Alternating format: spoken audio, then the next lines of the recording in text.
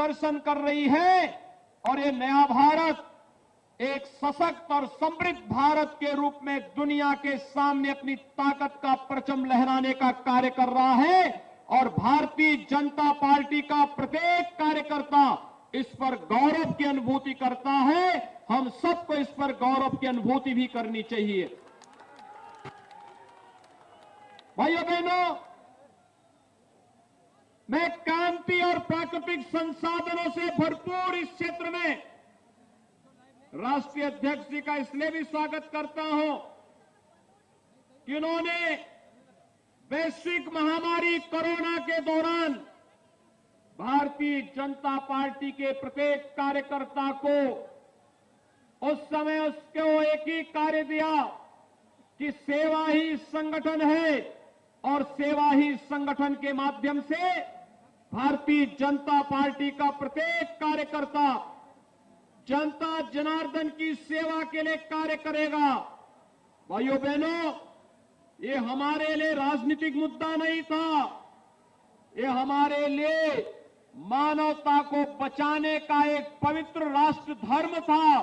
और उस राष्ट्र धर्म के कार्यक्रम के साथ जुड़ने में कोरोना कालखंड में या तो केंद्र सरकार या राज्य सरकार कार्य कर रही थी या फिर भारतीय जनता पार्टी का कार्यकर्ता कार्य कर रहा था। अन्य राजनीतिक दलों के लोगों का कहीं अता पता नहीं था। और आज जनता को बताने की आवश्यकता है। जो लोग चुनाव में आने वाले लोग आज नए नए चेहरों को लेकर के आ रहे हैं, तो स्वाभाविक रूप से अपने अपने बूथों की रक्षा करते समय बूथ प्रबंधन को देखते हुए भारतीय जनता पार्टी के प्रत्येक कार्यकर्ता और प्रत्येक बूथ अध्यक्ष का एक दायित्व भी बनता है कि वह मजबूती के साथ अपनी बात को हर एक नागरिक तक पहुंचाने के लिए उसी विश्वास के साथ आगे जाए जिस विश्वास के साथ कोरोना कालखंड में उसने सेवाई संगठन के उत्तरदायित्व का निर्वहन किया था। जिस विश्वास के साथ भारतीय जनता पार्टी ने जो कहा सो करके दिखाया।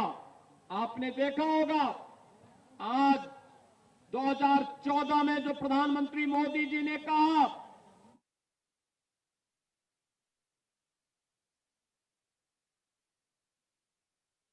2019 में जो कहा, आपने देखा होगा 2019 में प्रधानमंत्री मोदी जी ने जो कहा उन समस्याओं का समाधान भी करके दिखा दिया।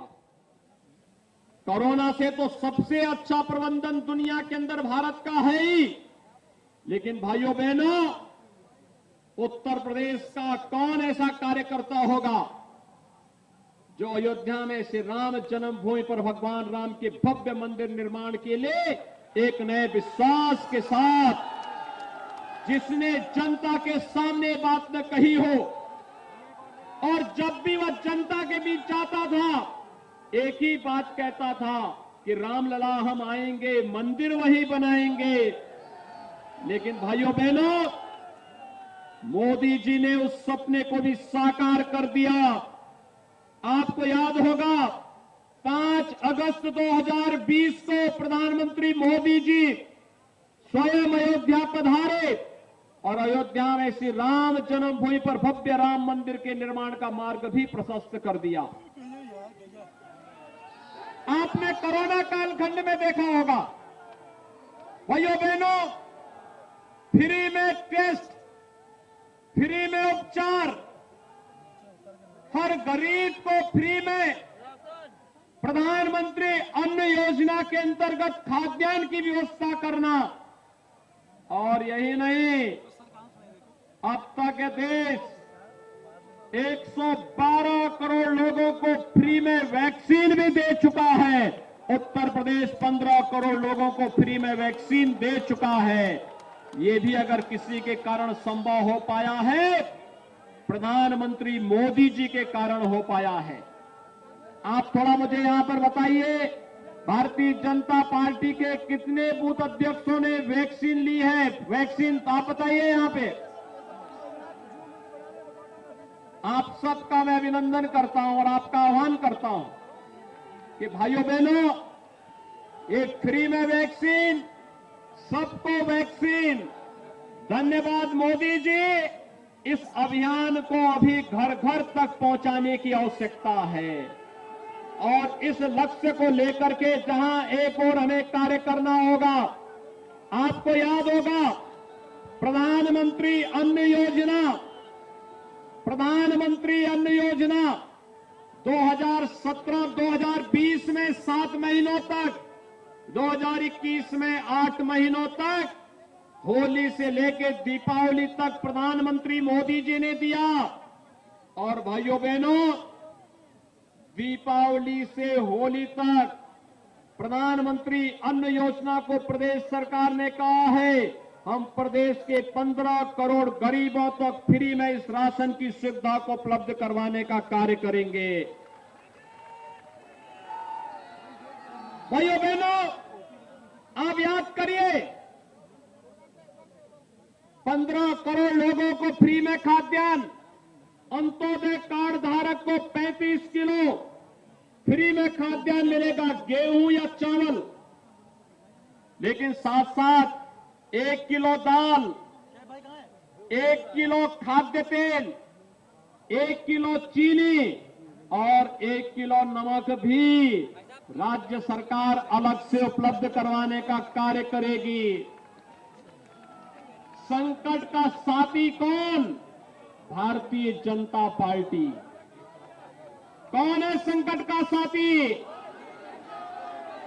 जब भारतीय जनता पार्टी लोक कल्याणकारी कार्य कर रही है, विकास के बड़े बड़े कार्य कर रही है, सुरक्षा का बेहतर वातावरण बना रही है, तो संकट का साथी जब भाजपा है तो वोट पाने का अधिकारी भी।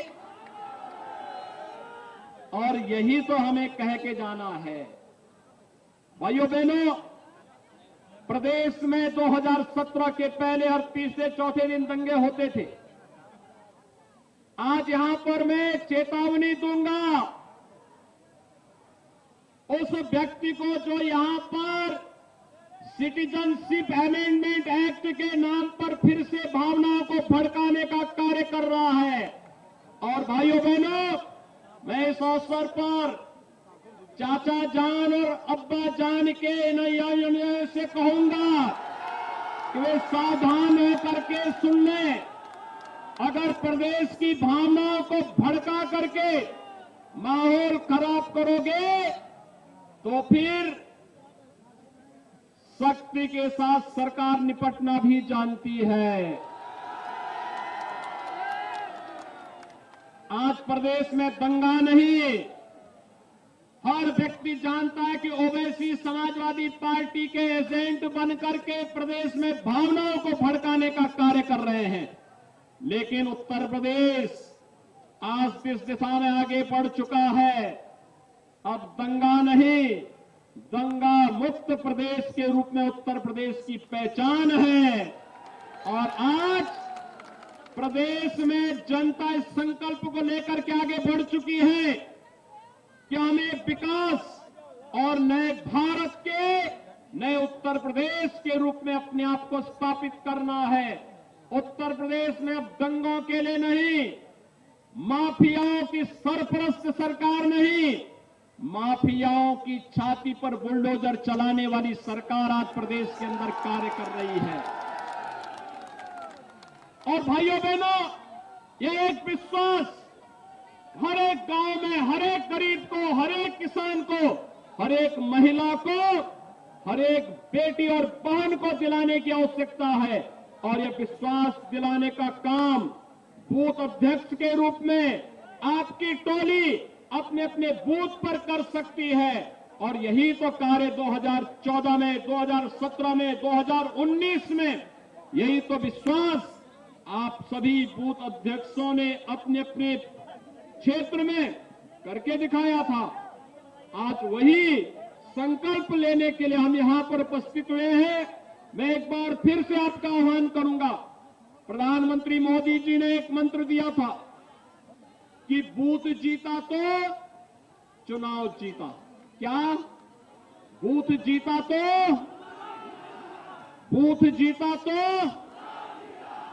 क्या आप सभी लोग तैयार हैं? राष्ट्रीय अध्यक्ष जी के सामने बोल रहे हैं आप, और गंगा का तटवर्ती क्षेत्र भी है। एक बहुत बड़े संकल्प के साथ जुड़ रहे हैं। इसलिए भाइयों बहनों, मैं आप सबका, आप इतनी उत्साह के साथ यहां पर आए हैं, राष्ट्रीय अध्यक्ष जी को सुनने के लिए आए हैं, आप सबका भी मैं अभिनंदन करता हूं, राष्ट्रीय अध्यक्ष जी का स्वागत करता हूं, और आप सबको 2022 की इस लड़ाई में पूरी मजबूती के साथ नेतृत्व के लिए आपका आह्वान करते हुए आप सबको अपनी शुभकामना देता हूं। धन्यवाद। जय जय श्री राम। जय जय श्री राम। जिन